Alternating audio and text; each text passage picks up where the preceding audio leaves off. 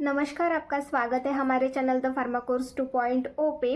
तो आज के इस वीडियो में हम देखने वाले हैं फार्मेसी एक्ट 1948 एंड रूल्स। ये फार्मेसी लॉ एंड एथिक्स का चैप्टर नंबर 2 है। इसके हम जो भी इम्पोर्टेंट क्वेश्चन है 5 मार्क्स वाले 5 मार्क्स के लिए जो भी क्वेश्चन अराइज होते हैं इस चैप्टर में से उन सारे क्वेश्चंस के बारे में आज के इस वीडियो में हम देखने वाले हैं। साथ में उनके आंसर्स भी यहाँ पर हम डिस्कस करने वाले हैं। तो आइए स्टार्ट करते हैं।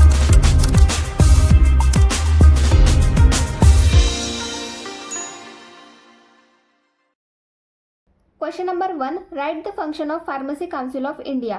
फार्मेसी काउंसिल ऑफ इंडिया के फंक्शंस यहाँ पर हमें लिखने के लिए कहा गया है। तो आइए देखते हैं इसका आंसर।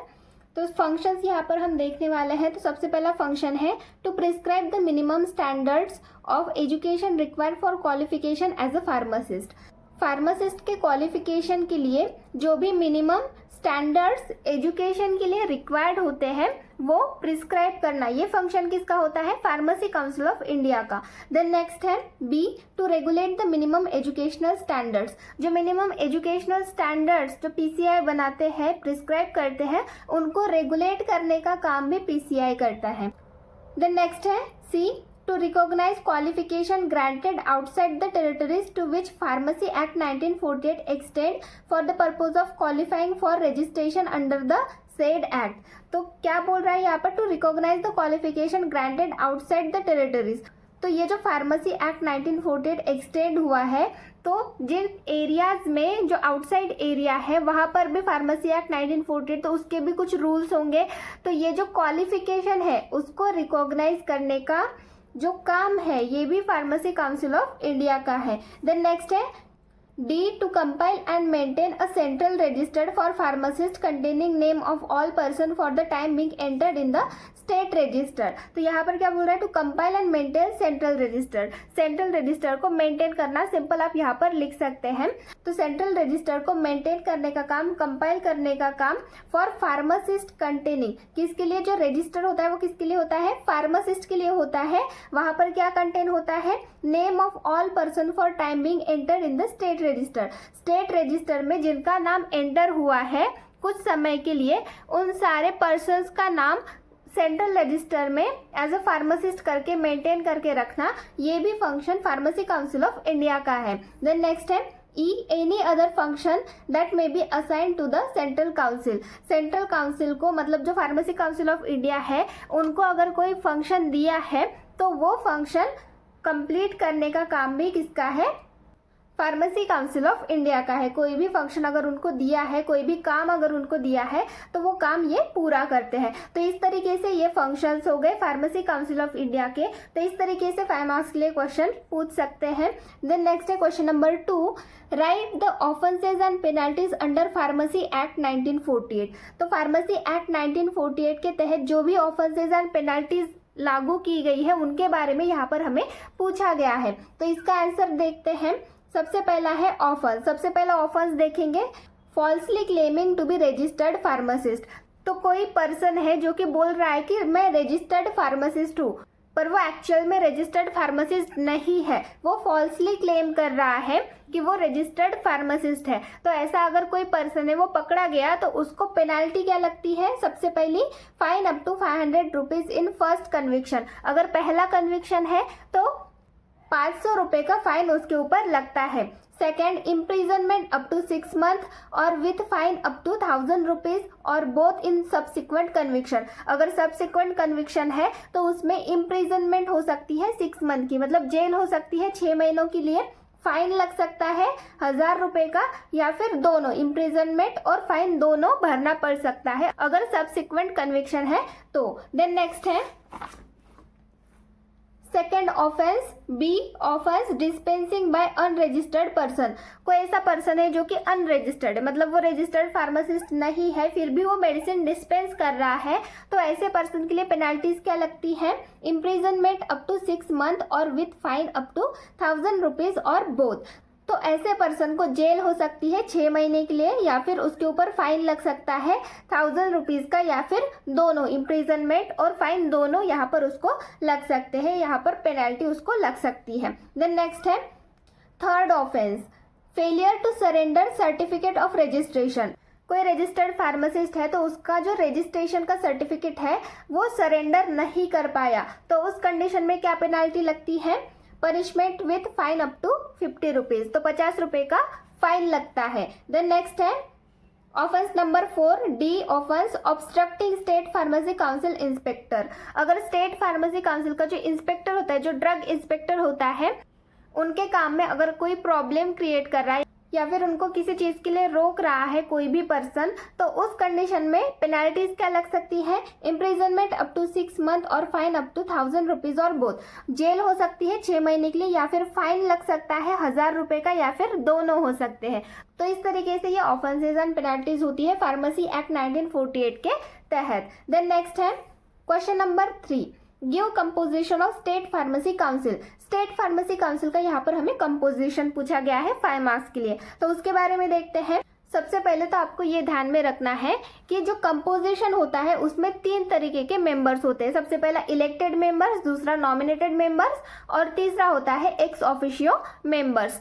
तो उसके बारे में देखेंगे। तो सबसे पहले हम यहाँ पर इलेक्टेड मेंबर्स के बारे में देखेंगे, जिसमें सबसे पहला है 6 members elected from amongst themselves by registered pharmacist. तो जो रजिस्टर्ड फार्मासिस्ट होते हैं उनमें से ही 6 मेंबर्स को इलेक्ट किया जाता है, वही वोट देते हैं। उन्हीं में से जो 6 मेंबर्स होते हैं, उन्हीं रजिस्टर्ड फार्मासिस्ट में से जो 6 मेंबर्स होते हैं उनको इलेक्ट किया जाता है। देन नेक्स्ट है 1 member elected from amongst themselves by medical council of state. जो मेडिकल काउंसिल ऑफ स्टेट होता है उनमें से जो मेंबर्स होते हैं उनमें से एक मेंबर जो होता है वो वही लोग इलेक्ट करते हैं। तो इस तरीके से यहाँ पर ये 6 और ये 1 मतलब 7 मेंबर्स इलेक्टेड होते हैं। देन नेक्स्ट है नॉमिनेटेड मेंबर्स। नॉमिनेटेड मेंबर्स में कौन कौन आते हैं? सबसे पहला 5 members of whom 3 person possessing degree और डिप्लोमा इन फार्मेसी और pharmaceutical chemistry nominated by state government. तो नॉमिनेटेड मेंबर में 5 मेंबर होते हैं, उनमें से जो 3 मेंबर्स होते हैं उनके पास डिग्री या फिर डिप्लोमा होना चाहिए फार्मेसी का, फार्मास्यूटिकल केमिस्ट्री का, जो कि नॉमिनेट किए जाते हैं किसके द्वारा? स्टेट गवर्नमेंट के द्वारा।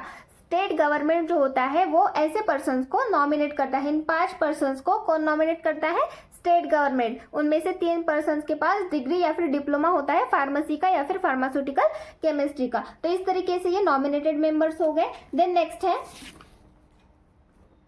X officio members. तो एक्स ऑफिशियो मेंबर्स में कौन आते हैं उनके बारे में देखते हैं। सबसे पहला है the chief administrative medical officer of the state. तो जो चीफ एडमिनिस्ट्रेटिव मेडिकल ऑफिसर होता है स्टेट का, वो सबसे पहला एक्स ऑफिशियो मेंबर होता है। देन नेक्स्ट है the officer incharge of drug control organization. Drug control organization का जो ऑफिसर इंचार्ज होता है वो एक्स ऑफिशियो मेंबर्स में इंक्लूड होता है। देन नेक्स्ट है द गवर्नमेंट एनालिस्ट। जो गवर्नमेंट एनालिस्ट होता है वो भी as a ex officio member करके स्टेट फार्मेसी काउंसिल में रहता है। तो इस तरीके से ये कंपोजिशन हो गया स्टेट फार्मेसी काउंसिल का। देन नेक्स्ट है question number 4, give objectives and members of PCI. तो यहाँ पर हमें ऑब्जेक्टिव्स लिखने हैं। अब ऑब्जेक्टिव किसके होंगे? ये फार्मेसी एक्ट 1948 के, फार्मेसी एक्ट के यहाँ पर हमें ऑब्जेक्टिव्स लिखने हैं। और जो मेंबर्स है पीसीआई के, फार्मेसी काउंसिल ऑफ इंडिया के जो मेंबर्स हैं वो यहाँ पर हमें देखने हैं। तो आइए देखते हैं। सबसे पहले हम ऑब्जेक्टिव्स के बारे में देखेंगे। सबसे पहला ऑब्जेक्टिव है to raise the status of profession of pharmacy in India. तो हमारे इंडिया में जो फार्मेसी का प्रोफेशन है उसका स्टेटस जो है वो रेज करना, ऊंचा करना, ये ऑब्जेक्टिव होता है फार्मेसी एक्ट का। देन नेक्स्ट है to regulate practice of pharmacy in India. हमारे इंडिया में जो फार्मेसी की प्रैक्टिस है उसको रेगुलेट करना, ये एक ऑब्जेक्टिव हो गया। देन नेक्स्ट है to provide uniform education and training throughout India. हमारे इंडिया में यूनिफॉर्म एजुकेशन और ट्रेनिंग प्रोवाइड करना, ये भी एक ऑब्जेक्टिव होता है फार्मेसी एक्ट 1948 का। तो इस तरीके से ये कुछ ऑब्जेक्टिव्स हो गए फार्मेसी एक्ट के। देन नेक्स्ट हम देखेंगे पीसीआई के मेंबर्स के बारे में। फार्मेसी काउंसिल ऑफ इंडिया के जो मेंबर्स होते हैं उनके बारे में देखेंगे। सबसे पहले हम इलेक्टेड मेंबर्स के बारे में देखेंगे।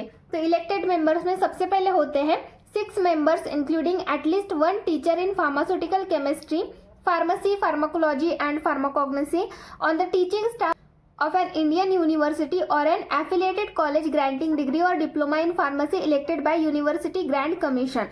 तो 6 मेंबर्स होते हैं, उनमें से एक जो होता है, उनमें से एटलीस्ट एक जो होता है वो टीचर होता है in pharmaceutical chemistry, pharmacy, pharmacology, pharmacognosy. मतलब ये जो सब्जेक्ट यहाँ पर हमें दिए गए हैं, फार्माकोग्नोसी, फार्माकोलॉजी, फार्मेसी या फिर फार्मास्यूटिकल केमिस्ट्री, इन सब्जेक्ट का एक टीचर होता है on the teaching staff of an Indian university. हमारी इंडियन यूनिवर्सिटी है, उनका जो टीचर स्टाफ होता है उनमें से एक टीचर होता है, या फिर किसी एफिलिएटेड कॉलेज से ये टीचर होता है। ऐसा कॉलेज जो कि डिग्री या फिर डिप्लोमा ग्रांट करते हैं, फार्मेसी के डिग्री या फिर डिप्लोमा ग्रांट करते हैं, ऐसे कॉलेज से या फिर यूनिवर्सिटी के स्टाफ में से, टीचिंग स्टाफ में से एक टीचर होता है। इन 6 मेंबर्स में से एक जो होता है वो टीचर होता है। तो ये कौन इलेक्ट करता है? By university grant commission. जो यूनिवर्सिटी ग्रांट कमीशन होते हैं वो इनको इलेक्ट करते हैं, 6 मेंबर्स को इलेक्ट करते हैं। देन नेक्स्ट है B, 1 member elected by medical council of India amongst its members. तो मेडिकल काउंसिल ऑफ इंडिया में जितने मेंबर्स होते हैं उनमें से एक मेंबर जो है वो एज अ इलेक्टेड मेंबर करके PCI, pharmacy council of India में इलेक्ट किया जाता है। तो ये इलेक्ट कौन करते हैं? Medical council of India he elect करते हैं और उन्हीं में से एक मेंबर इलेक्ट करते हैं। देन नेक्स्ट है C, 1 member elected by state pharmacy council among it's members. तो स्टेट फार्मेसी काउंसिल में से भी एक मेंबर होता है। स्टेट फार्मेसी काउंसिल में जितने मेंबर होते हैं उन्हीं में से एक मेंबर जो है वो इलेक्ट किया जाता है फार्मेसी काउंसिल ऑफ इंडिया के लिए। देन नेक्स्ट है नॉमिनेटेड मेंबर्स। नॉमिनेटेड मेंबर्स के बारे में देखेंगे तो सबसे पहला है 6 members including at least 4 person possessing degree और diploma in pharmacy and engage in the profession of pharmacy nominated by central government. तो 6 मेंबर्स होते हैं, उनमें से एटलीस्ट 4 पर्सन जो है उनके पास डिग्री या फिर डिप्लोमा होना चाहिए। किसका? फार्मेसी का। And engage in the profession of pharmacy, और वो 4 लोग फार्मेसी के प्रोफेशन में एंगेज रहने चाहिए। Nominated by central government. तो इनको नॉमिनेट कौन करता है? Central government. सेंट्रल गवर्नमेंट इनको नॉमिनेट करता है। तो ये 6 मेंबर्स होते हैं, इनमें से 4 मेंबर्स जो होते हैं उनके पास डिग्री या फिर डिप्लोमा होता है फार्मेसी का, साथ में वो फार्मेसी के प्रोफेशन में एंगेज रहते हैं। देन नेक्स्ट है B, 1 representative each of university grant commission and all India council for technical education. तो एक रिप्रेजेंटेटिव होता है, एक होता है यूनिवर्सिटी ग्रांट कमीशन का और दूसरा होता है all India council for technical education का। तो इनमें से एक एक मेंबर लिए जाते हैं। देन नेक्स्ट है 1 registered pharmacist to represent each state nominated by state government. तो एक रजिस्टर्ड फार्मासिस्ट होता है जो कि रिप्रेजेंट करता है हर स्टेट को, जो कि नॉमिनेट किया जाता है किसके द्वारा? स्टेट गवर्नमेंट के द्वारा। स्टेट गवर्नमेंट ही ऐसे पर्सन को, ऐसे रजिस्टर्ड फार्मासिस्ट को नॉमिनेट करती है। तो इस तरीके से ये नॉमिनेटेड मेंबर्स हो गए। देन नेक्स्ट है x officio members. X officio members कौन कौन से होते हैं उनके बारे में देखते हैं। तो सबसे पहला है director general of health service. जो director general of health service होती है वो as a ex officio member करके होता है। B, director of central drug laboratory. Central drug laboratory का जो डायरेक्टर होता है वो भी as a ex officio member करके फार्मेसी काउंसिल ऑफ इंडिया में रहता है। देन नेक्स्ट है the drug controller of India. जो ड्रग कंट्रोलर होता है हमारे इंडिया का वो भी as a ex officio member करके फार्मेसी काउंसिल ऑफ इंडिया में रहता है। तो इस तरीके से यहाँ पर हमने 4 क्वेश्चंस कवर किए हैं 5 मार्क्स के लिए। फार्मेसी एक्ट 1948, जो फार्मेसी लॉ एंड एथिक्स का चैप्टर नंबर 2 है, फार्मेसी एक्ट 1948, इसमें से जो इम्पोर्टेंट क्वेश्चन है जो 5 मार्क के लिए ज़्यादातर पूछते हैं, ऐसे 4 क्वेश्चन हमने यहाँ पर कवर किए हैं। तो आज की इस वीडियो में बस इतना ही। नेक्स्ट वीडियो में हम बाकी के क्वेश्चन देखेंगे और साथ में उनके आंसर्स भी देखेंगे। Thank you.